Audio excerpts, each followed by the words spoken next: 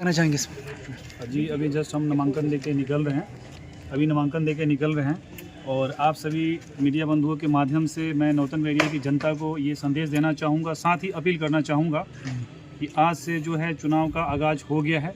आप सबको सोचना है, देखना है और जितने भी यहाँ पे मैदान में प्रत्याशी हैं, जो आपको अच्छा लगता है, साफ़ सुथरा लगता है, जो ऐसा लगता है कि आपके बच्चों के भविष्य का उत्थान कर सकता है, नौतन बैरिया की जनता का भला कर सकता है, उसके पक्ष में जाना है। जी, जनता को क्या संदेश देना चाहेंगे? मैंने भी बताया, जनता को यही संदेश देना चाहूँगा कि अभी तक आपने सभी पार्टियों को देखा है, पार्टियों की विचारधाराओं को देखा है, लेकिन जो नौतन बैरिया की जो समस्या है, जो बदहाली है, वो ज्यों का त्यों है। आपको समझना है, एक अच्छे इंसान को चुनना है, परखना है, देखना है। मैं ये नहीं बोलता हूँ कि आप चित्तरंजन फौजी के पक्ष में जाए, लेकिन मैं इतना ज़रूर आपसे आग्रह करूँगा कि अगर चित्तरंजन फौजी आपकी कसौटी पे खड़े उतरता है, आपकी जितनी भी उम्मीद है उस पर खड़े उतरता है, तो आप ज़रूर चित्तरंजन फौजी को एक बार अपना पक्ष देके, मत देके, सपोर्ट देके, प्यार देके, स्नेह देके जरूर एक बार देखें। मुद्दा क्या रहेगा आपकी बार के चुनाव? देखिए, नौतन बैरिया विधानसभा जो है वो एक सुदूर इलाका है, ग्रामीण इलाका है। यहाँ पे बहुत सारी समस्याएं हैं और बहुत सारी बड़ी बड़ी भी समस्याएं हैं, जिसके नाम पे दशकों से राजनीति हुई है, लेकिन वो समस्याएं ज्यों के त्यों रही हैं। हर बार चुनाव में उसी मुद्दे को उखाड़ा जाता है, चुनाव खत्म हो जाता है और मुद्दे शांत हो जाती हैं और अगले चुनाव में वही मुद्दे बार बार निकाली जाती है। शिक्षा, स्वास्थ्य, रोजगार और इसके साथ साथ हर पंचायतों की अपनी समस्याएं हैं, लेकिन मैं दो समस्याएं आपको बताना चाहूँगा। जो दो समस्याएं हैं वो बहुत ही बड़ी और विकराल रूपी समस्या है।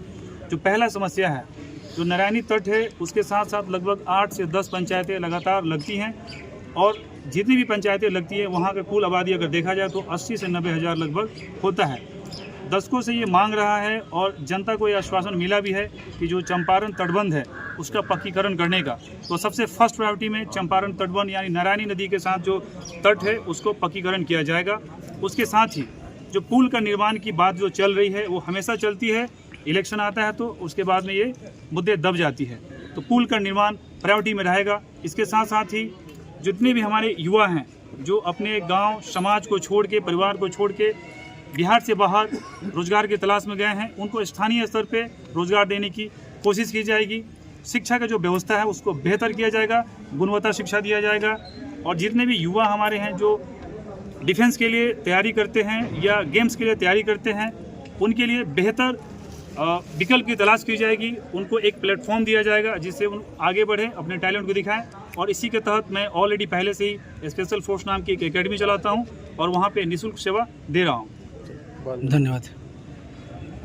है कि शिक्षा और स्वास्थ्य पे बजट का एक बड़ा हिस्सा खर्चा होता है और आप जब देखेंगे तो शिक्षा और स्वास्थ्य सबसे ज़्यादा बदहाल है। इसको हम लोग बेहतर करेंगे और हम लोग शिक्षा को टेक्नोलॉजी के तहत जोड़ के, उसको प्रोफेशनल स्किल्ड से जोड़ के उसको ऐसा शिक्षा देंगे कि अगर नौकरी नहीं मिलता है तो कम से कम जो इंडिविजुअल है। जनता से क्या अपील होगा? आप मान लीजिए कि आप निर्दलीय के रूप में आ ही गए, तो जनता से क्या कहिएगा? मैं आपके चैनल के माध्यम से नौतन बैरिया की तमाम जनता से बस इतना ही आग्रह करना चाहूँगा कि आपने अभी तक सब पार्टियों को देखा है, अपनी पार्टी और जाति पे ही कैंडिडेट को जिताया है। अब पार्टी और जाति छोड़ करके इंडिविजुअल के गुण को देखिए, उसके व्यक्तित्व को देखिए, उसके बातों को देखिए। अगर आपके बातों पे अगर इंडिविजुअल खड़े उतरता है तो ज़रूर इंडिविजुअल को मदद करिए। अगर अच्छा समाज से अच्छा व्यक्ति चुन के आएगा तभी समाज का भला हो सकता है, चाहे वो कोई भी पार्टी हो, निर्दलीय हो। जब अच्छा व्यक्ति आएगा तो ज़रूर समाज का उत्थान करेगा।